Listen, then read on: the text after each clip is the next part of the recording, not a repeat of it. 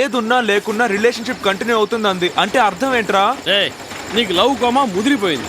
నువ్వు ఐసీయూలో అడ్మిట్ అయ్యేలోగా త్వరగా అమ్మాయికి ఐ లవ్ యూ చెప్తే బాగుంటుంది. రే ఇడియట్, సీరియస్ గా చెప్తుంటే వేళాకోళమా? నేను సీరియస్ గానే చెప్తున్నారా? ఒకటి మాత్రం గుర్తుంచుకో, మనసులో కొండంత లవ్ దాచుకుని బయటికి చెప్పకపోవడం చాలా తప్పు. 100% కరెక్ట్ రా, చెప్పాలని అనుకుంటున్నాను, కానీ చెప్పే టైంకి గుండె దడదల్లాడుతుంది. ఇందుకేరా ఊళ్ళో చాలా మంది పిచ్చెక్కి తిరుగుతున్నారు. అందమైన పిల్ల కనబడితే చాలరా, ప్రతివాడు అప్లికేషన్ పెట్టేస్తాడు. ఆ అమ్మాయి కోసం ఎంతమంది వెయిటింగ్ లిస్ట్ లో ఉన్నారు? ఎందుకు ప్రియని చూస్తే నాకే లవ్ చేయాలనిపిస్తుంది. నువ్వు నా ఫ్రెండ్ రా, నేను నిన్ను ఓవర్టేక్ చేయను. నాలా ఊళ్ళో కుర్రాళ్ళు ఉంటారా? కొంచెం ఆలోచించి చూడు. తను నీ చెయ్యి దాటి వెళ్ళిపోయాక లబో దిబోమ నోరు బాదుకునే కంటే ముందుగానే నువ్వు వెళ్ళి తనతో నీ ప్రేమను డైరెక్ట్ గా చెప్పేసేయ్.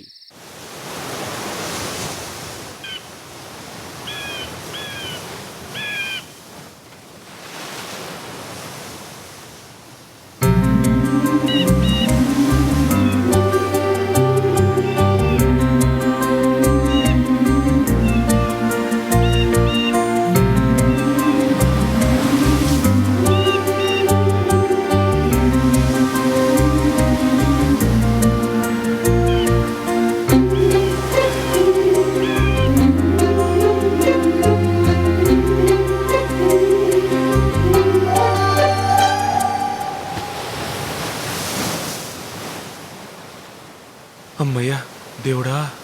లేట్ అయిందా? చచ్చా సారీ లారెన్స్, కొంచెం వర్క్ ఉండి. పర్వాలేదండి. తండ్రి రాఘవేంద్ర, ధైర్యం ఇవ్వు తండ్రి. స్ట్రైట్ గా ఐ లవ్ యూ చెప్పేద్దామా? తొందరపడకు, నిదానమే ప్రధానం. అవును, ఏదో అర్జెంట్ గా మాట్లాడాలన్నారు, ఏంటి విషయం? ప్రియా, అది ఎలా చెప్పాలో నాకు తెలియడం లేదు. ఎందుకు సంకోచం? ఏదైనా ఓపెన్ గా చెప్పేయండి. ప్రియా, మొట్టమొదటిసారి నేను నీ దగ్గర గుడ్డివాడిగా యాక్ట్ చేశాను. నువ్వు వాకింగ్ స్టిక్ కొని నాకు ఇవ్వగానే నీ మంచి మనసు నాకు అర్థమైంది. తర్వాత నా ఫ్రెండ్ ఈవ్ టీజింగ్ ప్రాబ్లం, ఆ తర్వాత నేను గుడ్డివాడిని కాదని నీకు చెప్పడం, నేను చేసిన తప్పు నీతో చెప్పినప్పుడు నువ్వేమాత్రం కోపగించుకోకుండా నాతో నవ్వుతూ మాట్లాడావు. అవన్నీ నాకు బాగా నచ్చాయి ప్రియా. ఆ తర్వాత నేను నిన్ను కలిసినప్పుడల్లా నాలో ఏదో ఒక తెలియని ఆనందం కలుగుతూ ఉండేది. నాకు తెలియకుండానే నేను నిన్ను లవ్ చేశానని కొన్నాళ్ళ క్రితమే నాకు తెలిసింది ప్రియా. నిజం చెప్తున్నాను ప్రియా, రోజు అద్దంలో నా మొహం చూసుకున్నప్పుడల్లా ఒరే లారెన్స్, ఇది చాలా ఓవర్ రా అని నాలో నేనే చాలాసార్లు ఫీల్ అయ్యాను. కానీ లవ్ చేయడానికి అందం మాత్రమే ముఖ్యం కాదని నువ్వు చెప్పిన మాటే నేను నిన్ను ప్రేమించేలా చేసింది. నిన్న కూడా. కాసేపు ఊరుకుంటావా? నన్ను అర్జెంట్గా ఇక్కడికి రమ్మనిది ఇది చెప్పడానికేనా? సారీ, ఇది చెప్పడానికి రమ్మన్నావని తెలుసుంటే డెఫినెట్ గా వచ్చుంటేదాని కాను. నువ్వు నన్ను తప్పుగా అర్థం చేసుకున్నావు. నీ మనసులో అటువంటి ఆలోచన ఉంటే మార్చుకో. నేను ఇప్పుడు ఇంతకంటే నీకేమీ చెప్పలేను. Good bye.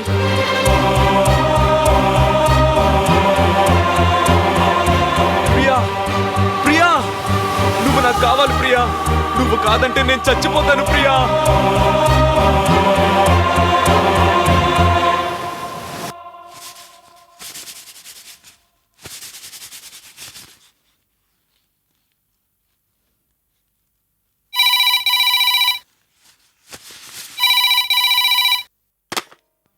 హలో,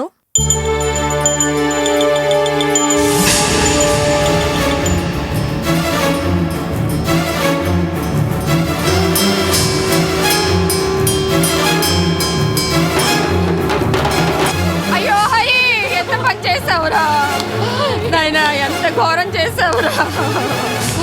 మమ్మల్ని అన్యాయం చేసి వెళ్ళిపోయావు కదరా నాయన. అయ్యా అయ్యో, ఎంత ఘోరం చేసావురా. ఇంక నేను ఎలా బతకనురా? నన్ను అన్యాయం చేసి వెళ్ళిపోయావు కదరా. అయ్యా ప్రియా, మా అబ్బాయిని చూసావమ్మా? అయ్యా, మమ్మల్ని అన్యాయం చేసి అర్ధాంతరంగా వెళ్ళిపోయావు కదరా. అయ్యో, ఎలా జరిగింది? ఆత్మహత్య ఎందుకు? 4 ఏళ్ళుగా ఒక అమ్మాయిని వన్ సైడ్ లవ్ చేస్తున్నాడు. ఆ అమ్మాయి ఒప్పుకోలేదని విషం తాగేశాడు. డాక్టర్ చదువు చదివి ఎంత పని చేశాడా? ప్రేమకు సంబంధించినంత వరకు చదువుకున్న వాళ్ళు చదువుకోని వాళ్ళంటూ తేడాలుంటాం. కంటే ఎక్కువగా ప్రేమిస్తారు, దక్కకపోతే ప్రాణాలే వదిలేస్తారు. 4 ఏళ్లుగా ఒక అమ్మాయిని వన్ సైడ్ గా లవ్ చేస్తున్నాడు. ఆ అమ్మాయి ఒప్పుకోలేదని పాయిజన్ తాగేశాడు. నువ్వు కాదంటే నేను చచ్చిపోతాను ప్రియా.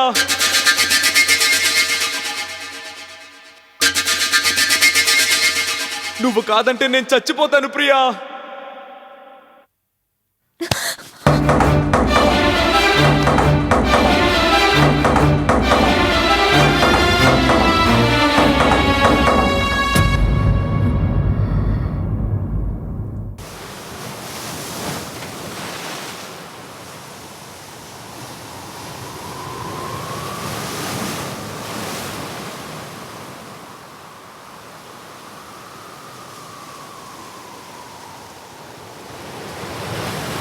లారెన్స్, నాలో ఉన్న అన్ని విషయాలు నీతో చెప్పాలని నేను ఇక్కడికి తీసుకొచ్చాను.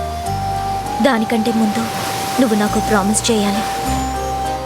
ఇక మీద పిచ్చి వాళ్ళ ఆత్మహత్య చేసుకుంటాను, నువ్వు లేకపోతే చచ్చిపోతానని చెప్పనని ప్రామిస్ చేయి.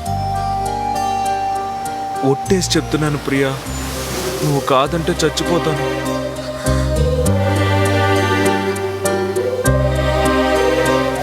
ఈ లోకంలో ప్రేమ ఏ అమ్మాయిని పర్మిషన్ అడిగి రాదు ప్రియా. అది మన మనసులో తెలియకుండానే కలుగుతుంది. నువ్వు నాకు దక్కలేదంటే చావాలనే అనిపిస్తుంది. ఏం చేస్తానని బ్లాక్మెయిల్ చేస్తున్నావా? నేను చస్తేనే నా ప్రేమను అర్థం చేసుకోగలనంటే అలాగే ప్రియా.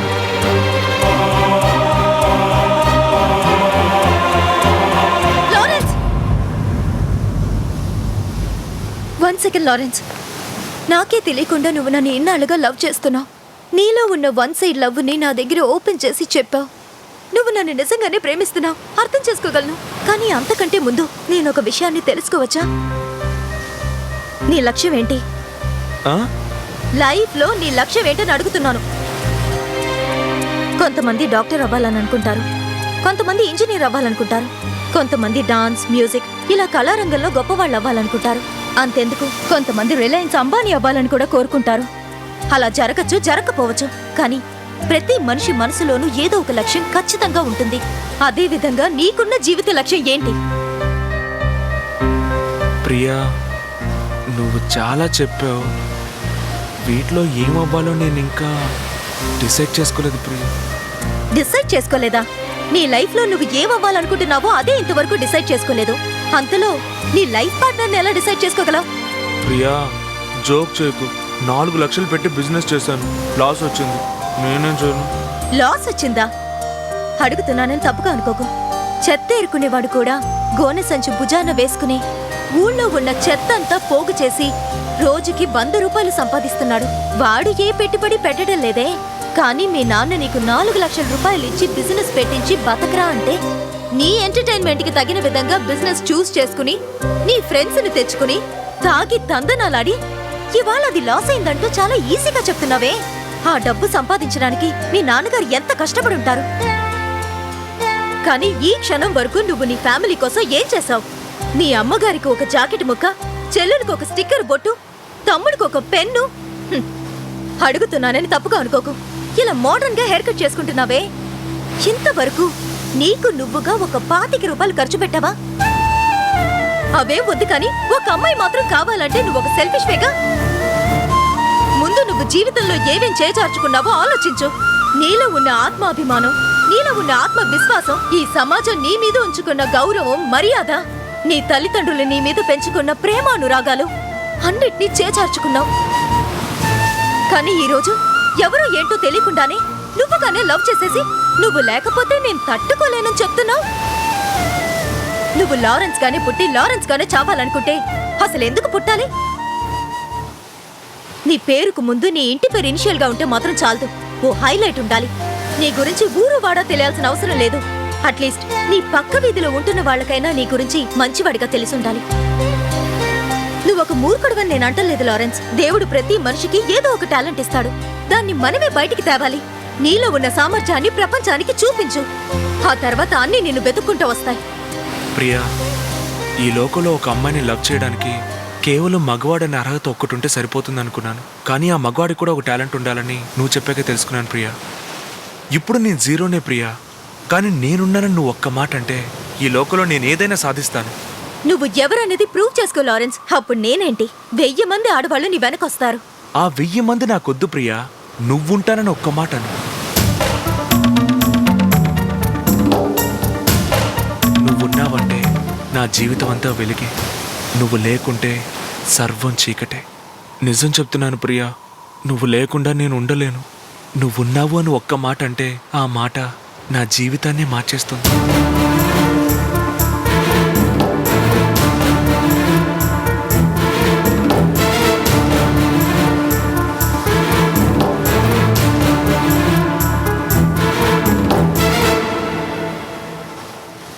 నువ్వు ఎవరో ఏమిటో ప్రూవ్ చేయి, నేనున్నాను.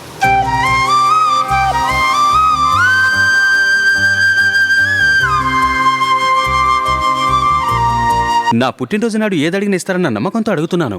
ష్యూర్? షూర్. అమ్మా నువ్వు? తప్పకుండా అడుగు. ప్రియా